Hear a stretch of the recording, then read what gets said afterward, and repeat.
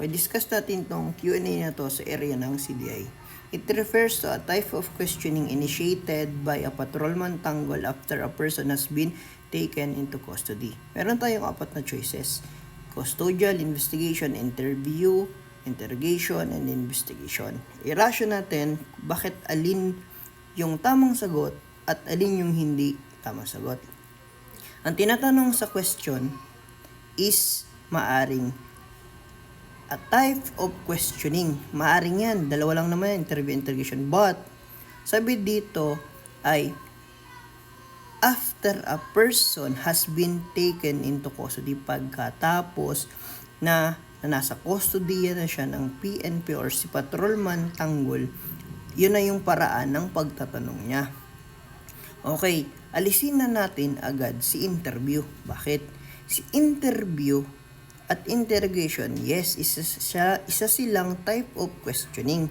But, ang tinatanong dito is specific into custody. Okay, pag sinabing interview, it is a simple questioning or a casual questioning. Kaya hindi yan. Ekes na yan. Next, interrogation. Pag sinabing interrogation, it is a type of questioning using techniques or rigorous techniques or reluctant techniques. Ibig sabihin, ginagamitan ng espesyal na technique para makapagtanong sa isang tao. And next, investigation. Pag sinabing investigation, napaka-generic or napaka-lawak, napaka-broad. Pag sinabing generic ay it is an act or a systematic or step-by-step careful observation, research, and questioning. Okay, maaaring pagtanong, maaaring mag-research, or maaaring nag-oobserba ka sa bagay-bagay. Custodial investigation yung answer dito. Bakit?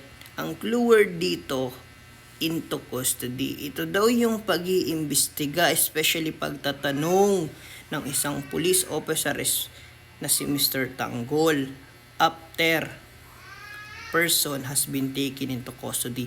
Nasa custody na siya ng police officer. Nagtatanong na siya. Okay, custodial investigation from the root word or from the word itself, custodial investigation. Di ba sabi ko kanina, ang investigation is generic. Maaring nagtatanong, nag-oobserba, or naghahanap ng information or facts. But then nagdagan lang ng custodial law. So meaning, whether nagtatanong ka, nagre-research ka, nag-gather ka ng facts na nasa kustodiya mo na ang isang suspect sa crime or allegedly suspect sa isang crime. Okay, thank you. Sana naintindihan nyo.